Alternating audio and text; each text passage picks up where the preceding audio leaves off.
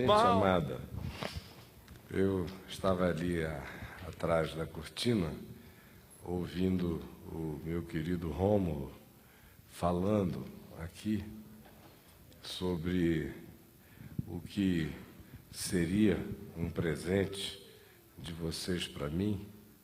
E nessa fala dele, singela e amiga, que é apenas o resultado de convívio, de caminho, de amizade, de experimentos na vida, de momentos bons, de momentos difíceis, de alegria e de dor, de ganho e de perda, e de interpretação do que seja perda e do que seja ganho, e por causa do Evangelho, e por causa de tudo que tem significado relacionamento em amor entre nós, entre eu e ele, e de maneira extensiva a casa dele, a família dele, é que ele falou o que ele falou, e eu ouvi o que ouvi, e dizendo a mim mesmo, eu te dou graças, Senhor, porque, de fato, o Rômulo sabe quem eu sou, o que é razão de vida para mim e o que não é, o que eu chamo de tesouro e o que apenas eu afago com aquela compassividade relacional do tipo, se não se fizer assim, vai ter gente achando que você não está entendendo as razões da alegria. E eu estou. Eu só não tenho naqueles objetos e motivos a causa de nenhuma delas. Porque ao dizer o que ele disse, ele não estava falando sobre o dia do meu aniversário e que tipo de presentes que eu gostaria de ganhar. Ele estava fazendo uma leitura da minha vida, uma pílula, uma síntese, não só da minha vida, mas do que o Evangelho diz que seja vida. Não porque a minha vida esteja fazendo reflexo exato de qualquer coisa do Evangelho, porque nós vemos em parte, sentimos em parte, discernimos em parte, sabemos em parte, somos em parte, mas essa parte que a gente sabe, que a gente vê, que a gente entende, nos limites de quem a gente seja, a gente tem que tentar abraçar no todo e com aquela fome de quem quer crescer, para que haja mais em nós. E eu me lembrei, enquanto ele falava, de que este é um grande privilégio que Deus me dá no dia de hoje. O de ouvir o Rômulo como amigo, irmão e representante deste grupo que se reúne espontaneamente aqui no Teatro La Salle há praticamente 4 anos, ou mais de 4 anos, há praticamente já 5 anos. Por quê? Porque que este é um privilégio para mim? Porque eu não tive que escrever nenhuma carta para vocês dizendo isso. Porque eu não tive que fazer essa recomendação explícita a nenhum de vocês. Eu vejo Paulo fazendo isso aos Coríntios, na primeira carta, na segunda carta, aos Filipenses, aos Tessalonicenses, porque o pessoal parece com uma dificuldade enorme de entender. E eu celebro isto como um grande privilégio, que na pessoa dele, ele esteja representando a todos os que genuinamente já entenderam isso, porque ao se entender isso, vocês não estão entendendo a mim, mas vocês estão entendendo o chamado do Evangelho. Porque o reino de Deus não é comida, nem é bebida, mas é justiça, paz e alegria no Espírito Santo. Porque o nosso tesouro não é feito dessas coisas que perecem, que têm a sua utilidade extremamente temporal e passageira. Nosso tesouro não é feito dessas coisas que reluzem e enferrujam e que precisam de peças de reposição. Nosso tesouro não é uma casa própria. O nosso tesouro é termos domínio próprio sobre a nossa própria casa mental, espiritual e interior. Nosso tesouro não tem a ver com as grifes do que se veste, só tem a ver com o fato de estarmos ou não vestidos com a justiça de Jesus que nos cobre, que nos pacifica de dia e de noite. Nosso tesouro não é feito daquilo que a gente consiga adquirir, ele é feito daquilo que pela fé a gente toma posse. O nosso tesouro não é feito das coisas que com o tempo se corroem, mas é feito daquelas que se renovam para a vida eterna. O nosso tesouro não é mensurável, ele está para além de toda medida, portanto, ele não se confina a bens, a posses, a números, a contabilidades. Nosso tesouro não ignora as necessidades desta vida, o comer, o beber, o vestir, o conforto básico, a saúde, os meios, os acessórios, os veículos, as mídias de passageira, temporária e relativa facilitação da existência, não da vida. No entanto, jamais imagina que vida seja isto. Sabe o que é vida. Sabe que o maior bem da existência não é a longevidade. O maior bem da existência é a eternidade. O maior bem para a vida não é saúde física apenas, é sobretudo saúde mental e espiritual. E quando eu falo de mental, não estou falando de não ter problemas cerebrais ou neurológicos, eu estou falando de ter uma mente que sabe quem é o seu Redentor. Nosso tesouro, ele não está vinculado a sucessos que a gente possa apresentar aos outros, a transformar a nossa própria vida num presépio de perfeições irreparáveis. O nosso tesouro está na sinceridade de busca de viver em Deus, conforme Deus, e a tentar para sempre, sem nunca desistir, sabendo que não existe caminho de desistência, porque como desistiria eu ou você daquilo que nós mesmos já nos atolamos de saber, que é a própria vida? Então, ao ouvi-lo, sem que isso seja presságio negativo de qualquer coisa, especialmente para as mentes supersticiosas, mas no meu coração eu disse em relação a vocês que aqui estão e às centenas que, na sua própria medida de compreensão, discernem o que o Rômulo expressou hoje aqui, eu poderia dizer, como Simeão, despede em paz o teu servo, porque os meus olhos já viram a tua salvação. Por que eu estou lhes dizendo isso? Porque eu sei no Senhor que foi assim que eu vivi a minha vida toda. Hoje eu estava pensando sobre o fato de que se é justo eu dizer que eu me converti aos 18 anos.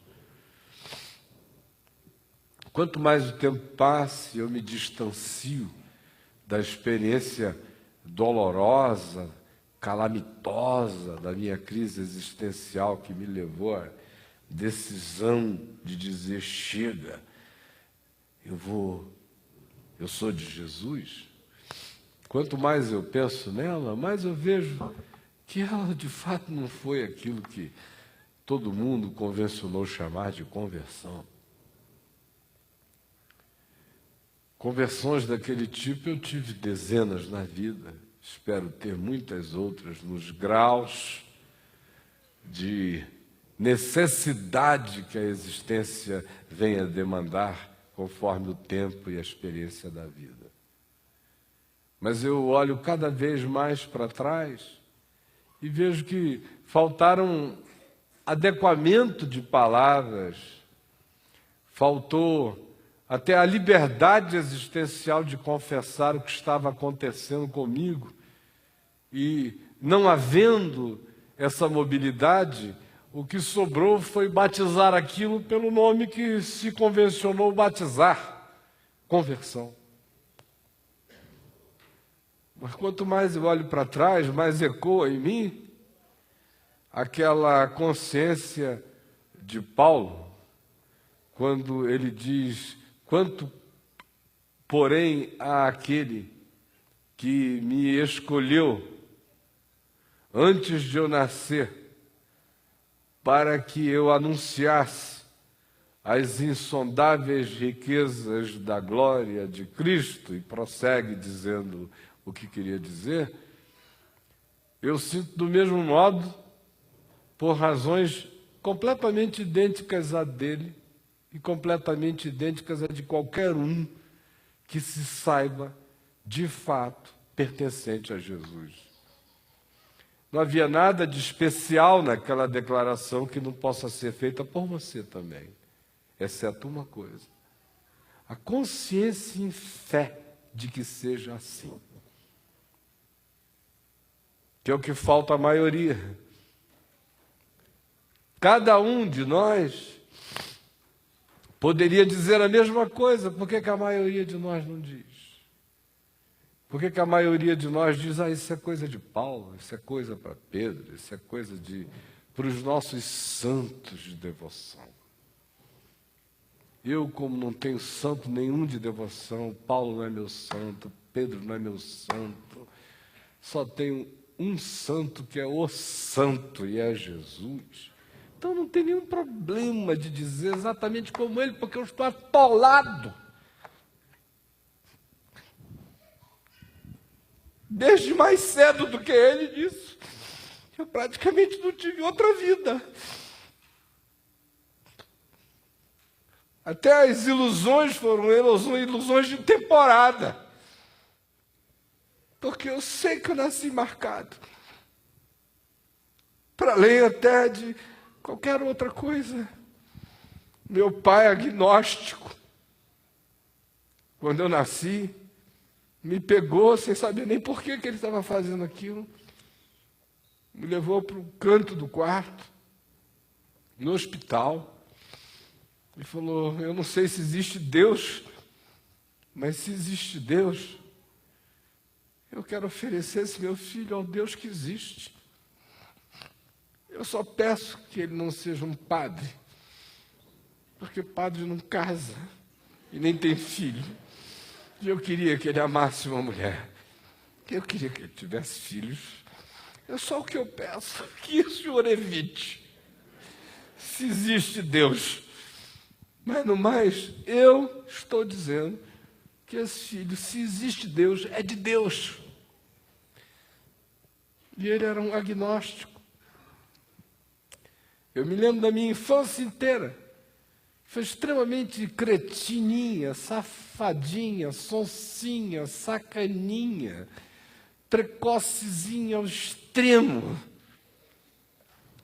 Mas eu sabia que tinha uma marca em mim que me diferenciava de todo mundo.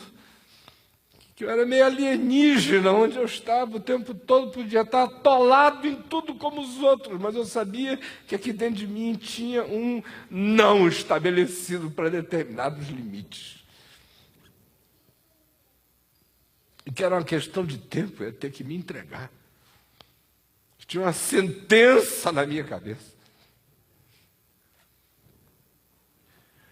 Quando eu cheguei aos 13 anos, meu pai se converteu. Ele sim se converteu.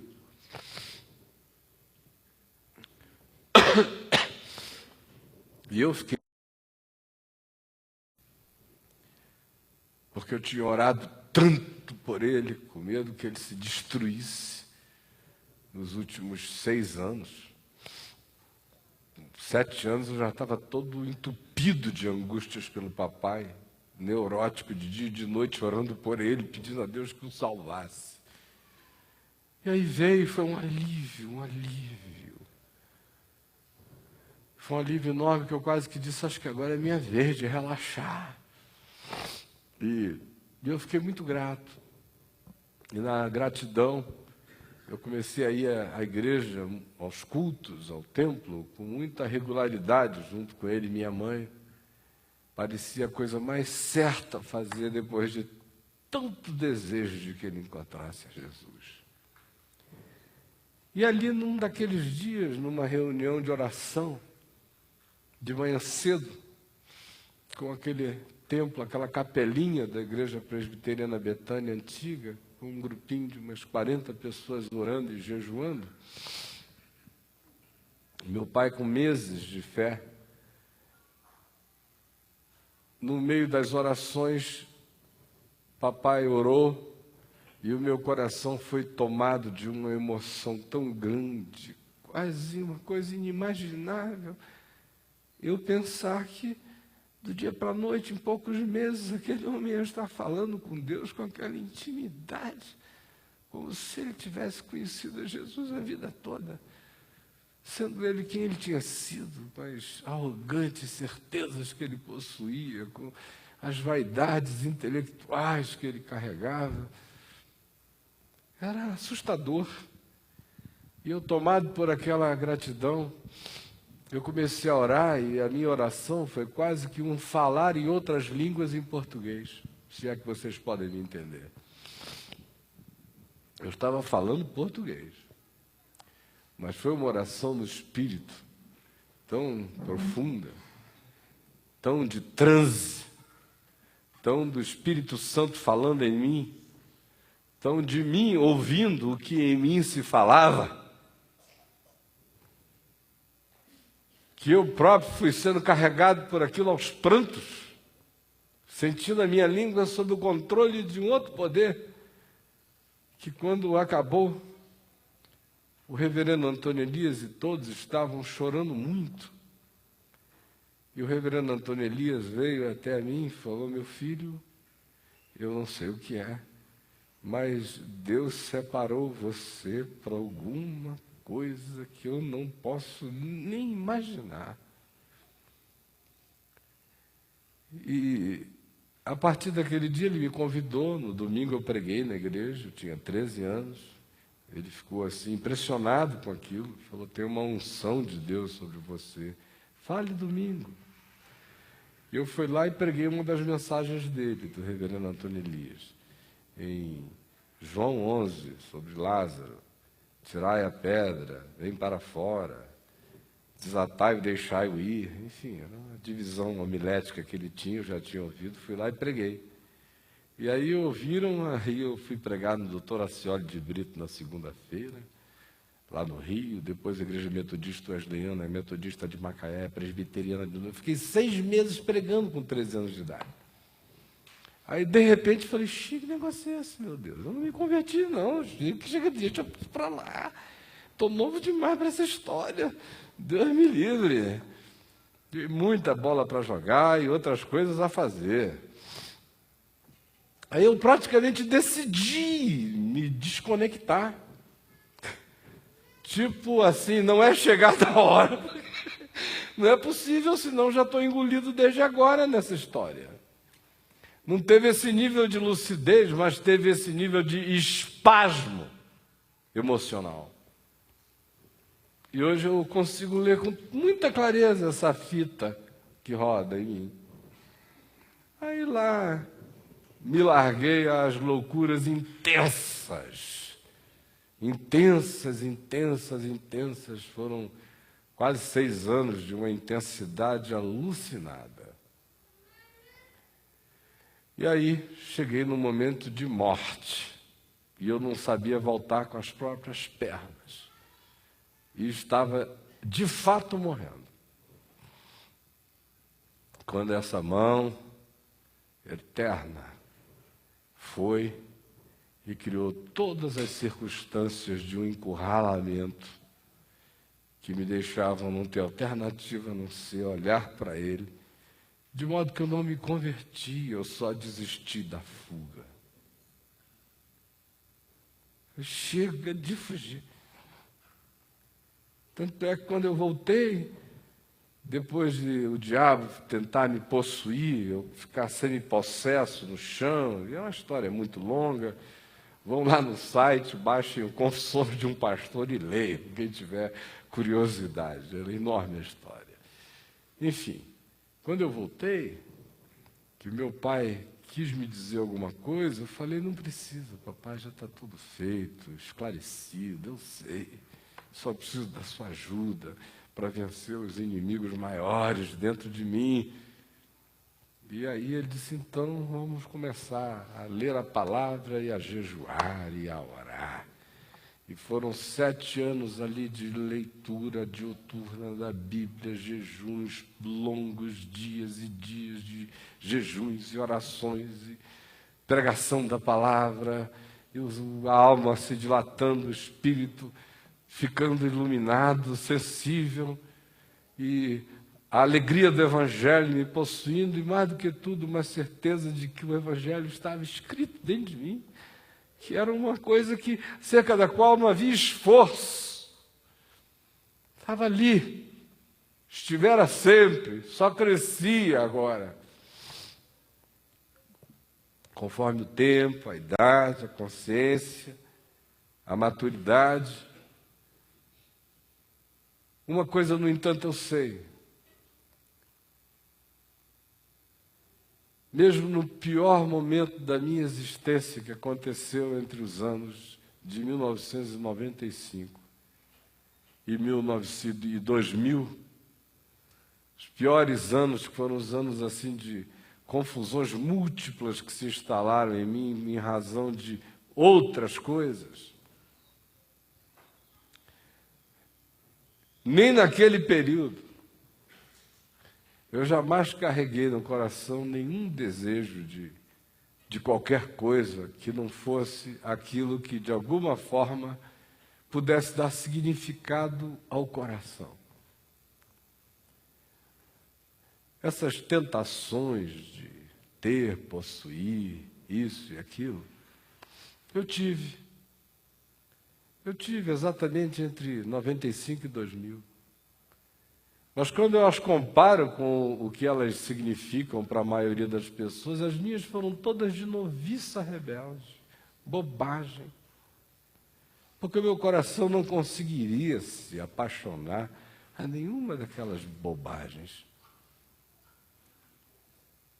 Por que eu estou dizendo isso a vocês?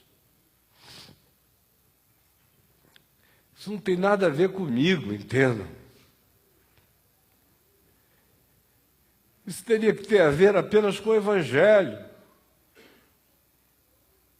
e pelo esculpir do Evangelho na gente.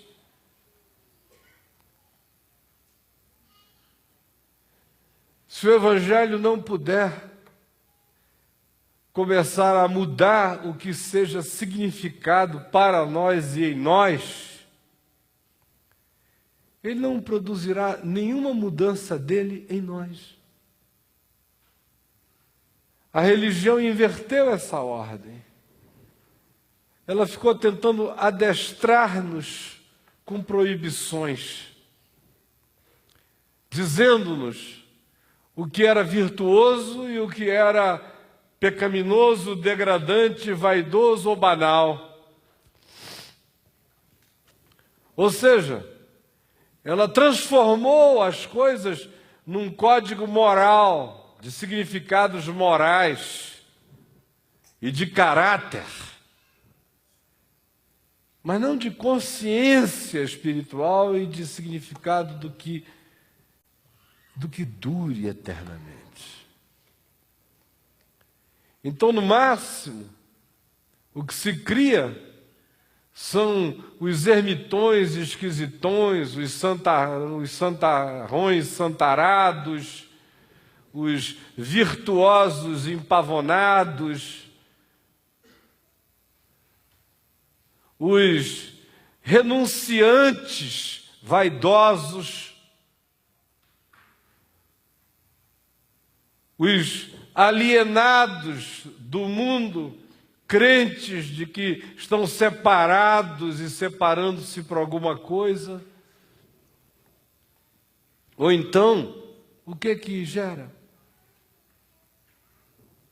Por esse caminho equivocado de não deixar que o Evangelho produza o que seja significante em nós, e ao invés disso, ficar tentando impor de fora para dentro o caminho de virtudes que se transformam apenas em morais e em projeções farisaicas e mentirosas.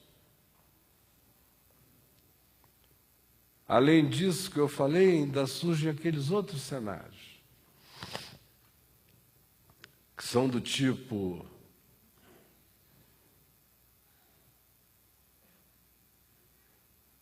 você parece que fez determinadas escolhas na vida porque se arrebentou alguma vez, em algum momento. Parece que a escolha da vereda mais estreita, da vereda estreita de Jesus, ou de ir no coração tentando ver o que significa e o que não significa, o que se projeta para a vida eterna e o que não se projeta para a vida eterna, parece que é algo que, se não acontece na velhice, acontece só quando o sujeito leva um cacete, ou uma falência, alguma coisa assim. De modo que tem gente que diz: eu sei que isso é verdade, mas eu estou esperando a minha hora de falência. Enquanto isso, é assim que eu vou viver. Fica aguardando chegar a hora da bolsa quebrar, para ele dizer: é verdade, a bolsa não tinha valor. Quero dizer uma coisa a você: não foi a experiência catastrófica do ano de 98 que me trouxe até aqui, não. Ela só aprofundou de maneira extremamente aplicada dentro de mim aquilo que já estava dentro de mim a vida inteira. Porque mesmo numa época de facilidades em todas as direções, como ninguém aqui consegue conceber, eu não me fartei, nem me refastelei, nem usei, nem abusei, nem fiz coisa nenhuma em relação a nenhuma delas. De modo que não foi o dilúvio de 98 que estabeleceu isso, apenas ampliou profundamente a grandeza das desilusões sobre a natureza humana e, na mesma proporção, vem ampliando imensamente a alegria nos significados eternos.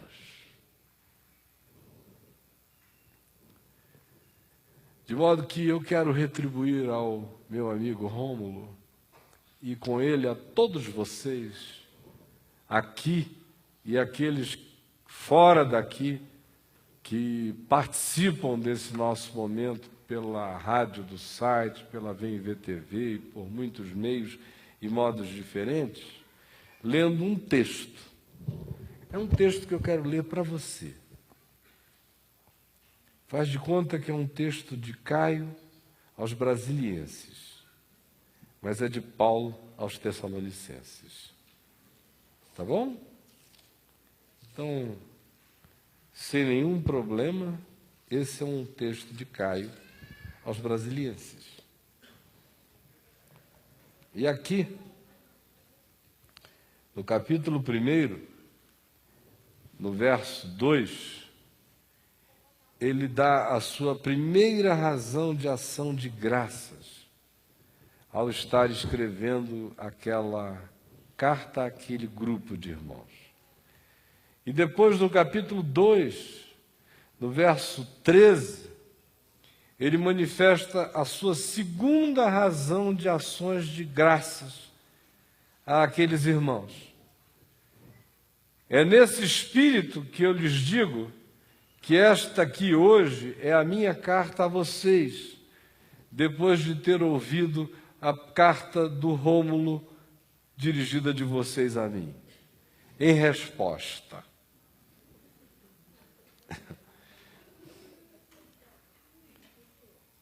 Caio e Adriana,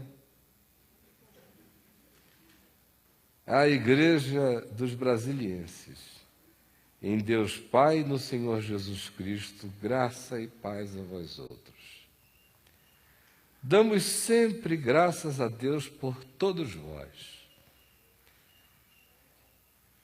mencionando-vos em nossas orações, e sem cessar, recordando-nos diante do nosso Deus e Pai, da operosidade da vossa fé, da abnegação do vosso amor e da firmeza da vossa esperança em nosso Senhor Jesus Cristo. E eu acrescentaria, em nosso favor, porque foi exatamente isso que o Rômulo fez desde o início.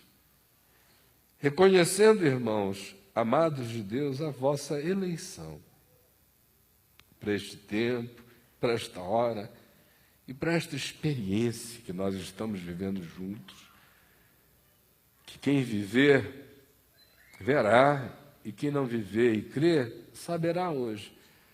É um divisor de consciências entre nós e muitos ainda não perceberam. Porque o nosso Evangelho não chegou até vós tão somente em palavras, nem em discursos, nem em filosofias, mas, sobretudo, em poder, no Espírito Santo e em plena convicção, sem dúvida mesmo. Assim como sabeis ter sido o nosso procedimento entre vós e por amor de vós. Com efeito, vos tornastes imitadores nossos e do Senhor, tendo recebido a palavra, posto que, em meio de muita tribulação, com alegria do Espírito Santo, de sorte que vos tornastes o modelo, ou um arquétipo, ou um símbolo, a palavra grega aqui é arquétipo, para todos os crentes na Macedônia e na Acaia. Porque de vós repercutiu a palavra do Senhor, não só aí, em Brasília, no plano piloto, em Goiânia e nos arredores, não. Mas por toda parte se divulgou a vossa fé para com Deus, a tal ponto de não termos necessidade de acrescentar coisa alguma. Pois eles mesmos, no tocante a nós, proclamam que repercussão teve o nosso ingresso no vosso meio, e como, deixando os ídolos, e cada um aqui sabe de que gessos eram feitos os seus próprios ídolos, vos convertestes a Deus, para servirdes o Deus vivo e verdadeiro, e para aguardardes dos céus o seu Filho, a quem ele ressuscitou de entre os mortos, Jesus, que nos livra da ira vindoura. Aleluia. Porque vós, irmãos, sabeis pessoalmente que a nossa estada entre vós não se tornou infrutífera, mas apesar de maltratados e ultrajados no Rio de Janeiro, como é do vosso conhecimento, tivemos ousada confiança em nosso Deus para vos anunciar o Evangelho de Deus em meio a muita luta, pois a nossa exortação não procede de engano, nem de impureza, nem se baseia em dolo, nem em malícia. Pelo contrário, visto que fomos aprovados por Deus a ponto de nos confiar Ele o Evangelho, assim falamos, não para que agrademos a homens, e sim a Deus, que prova os nossos corações. A verdade é que nunca usamos de linguagem de bajulação, como sabeis, nem de intuitos gananciosos. Deus disto é testemunha. Também jamais andamos buscando glória de homens, nem de vós, nem de outros. Embora pudéssemos, como enviados de Cristo, exigir de vós a nossa manutenção, todavia nos tornamos dóceis entre vós, qual ama que acaricia os próprios filhos. Assim, querendo-vos muito, estávamos prontos a oferecer-vos não somente o Evangelho de Deus, mas igualmente a nossa própria vida. Por isso que vos tornastes muito amados de nós, porque vos recordais, irmãos, do nosso labor e fadiga, e de como noite e dia, labutando para não vivermos à custa de nenhum de vós, vos proclamamos o Evangelho de Deus. Vós e Deus sois testemunhas do modo por que piedosa, justa e irrepreensivelmente procedemos em relação a vós outros que credes. E sabeis ainda de que maneira, como pai a seus filhos, a cada um de vós exortamos, consolamos, admoestamos, para viverdes de modo digno de Deus, que vos chama para o seu reino e glória. Essa é a primeira razão de gratidão de Paulo, e a minha e da Adriana também. A segunda. Outra razão ainda temos, nós, para incessantemente dar graças a Deus. Sabe o que é?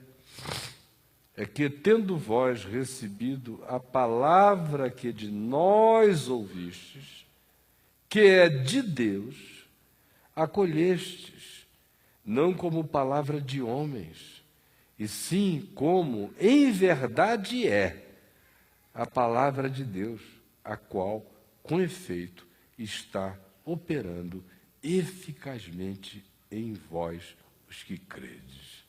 Estas são as nossas razões de alegria.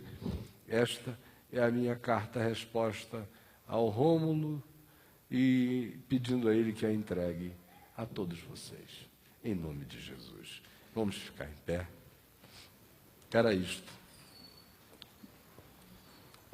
Acabou. Escuta, olha aqui para mim. Quando Paulo escrevia uma carta para aqueles irmãos lá, sabe o que acontecia na reunião?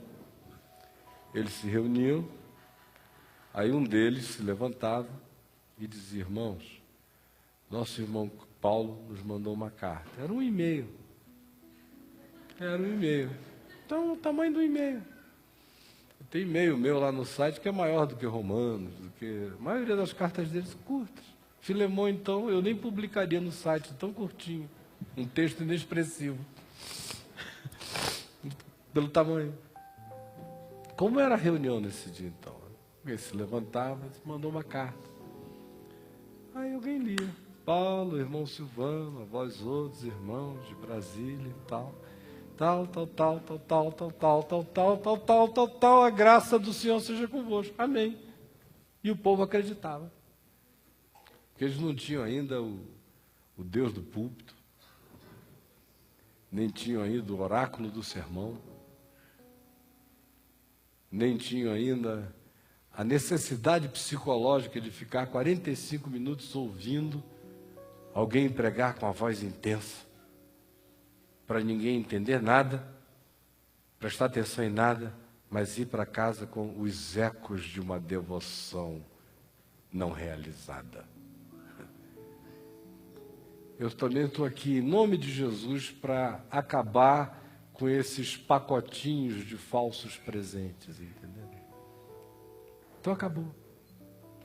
Se você não percebeu nada do Evangelho hoje à noite aqui, então, meu amigo, minha amiga, meu irmão, minha irmã, tem uma coisa muito entupida no seu coração.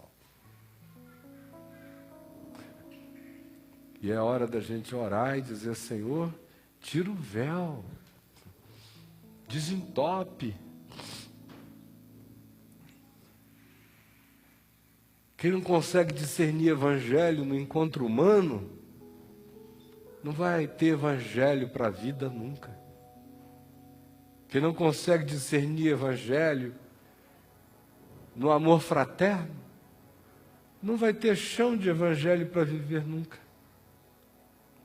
Quem não consegue perceber o amor de Deus no experimento simples de uma catarse leve como a desta noite, não vai nunca comer as frutas da sobremesa da graça de Deus. Quem não discerne isso, não aprende a namorar com Deus. Quem não sabe transformar tudo isso em culto, perde a chance de a cada alegria cultuar, de a cada lágrima oferecer libações, de a cada surpresa apresentar gratidões, de a cada contrariedade avaliá-la também como exercício contra si mesmo, pedindo a Deus que diminui o impacto do contraditório na nossa vida.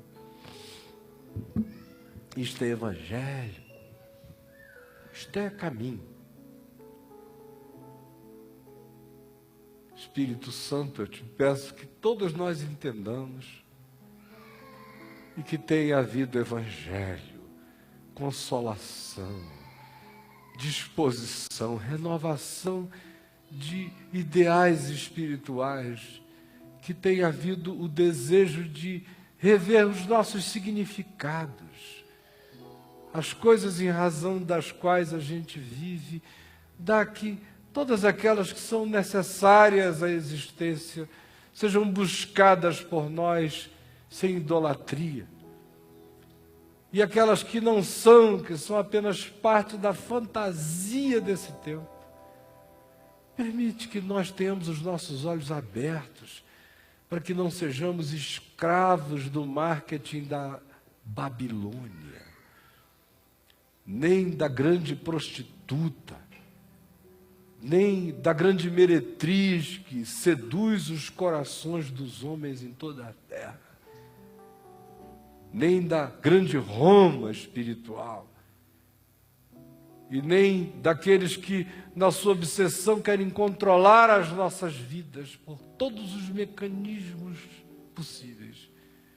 Pelo amor do teu nome, eu peço que tu nos salves de termos as nossas almas escravizadas pelo curso deste mundo, que antes apenas impunha valores ou fazia espetáculos de sedução, mas que hoje faz muito mais e já caminha para controles muito mais profundos. E daqui a uns anos vão querer estar implantando isto em nós. E vão estar querendo que nós sejamos o resultado de impulsos elétricos, de frequências de alteração cerebral. Pelo amor do teu nome, dá que por nenhuma dessas vias diabo nenhum controle a nossa alma. Pelo amor do teu nome, abre os nossos olhos, para que a gente não seja parte desse ciclo esmagador de morte, de alimentação daquilo pelo que se mata, que não produz vida, porque não tem vida em si.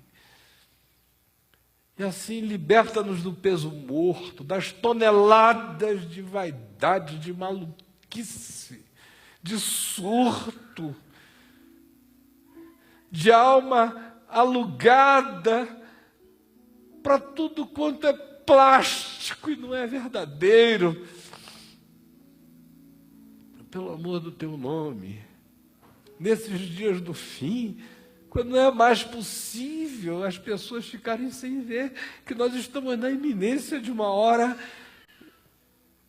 que nos vai colocar em momentos definitivos, que vai virar páginas que serão rasgadas na nossa cara, e do mundo inteiro. pelo amor do teu nome, nos prepara para essa hora.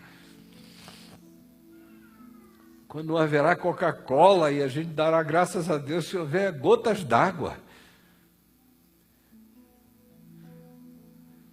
Quando não haverá nem girafas e nem girafa. Quando as nossas grifes darão lugar aos nossos farrapos. Pelo amor do teu nome, não permite que a gente seja apanhado por esse dia de sobressalto. Ao contrário, dá que nós sejamos gente que tenha sem ser possuído por aquilo que tem. Que ao se alegrar com uma conquista, não faça dela um culto à alegria. Dá que todos nós saibamos usar das coisas desta vida sem sermos usados por elas. Mantendo o coração livre, peregrino, desconectado, capaz de largar tudo e andar só com o bordão, com um alforje pequeno, porque o tesouro segue no coração. Por favor, prepara-nos, acorda-nos, não deixa que a gente fique assim como uns zumbis anestesiados, uns filhos da noite, pálidos, macerados de alienação. Pelo amor do teu nome, acorda o nosso espírito, derrama espírito de profetas entre nós, daqueles que veem, que enxergam, sem paranoia, mas com a visão do que é. Para que aquele dia não nos alcance como um ladrão que chega na casa à noite. Para que a gente esteja a postos. É o que eu te peço.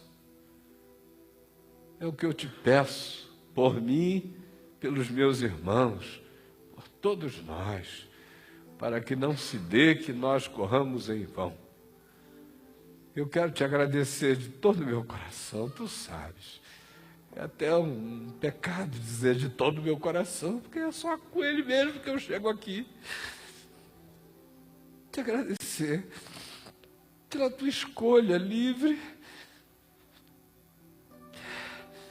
de pegar o neto do João Fábio e da Maria Josefina, do Firmino e da Maria, filho do Caio e da Laci.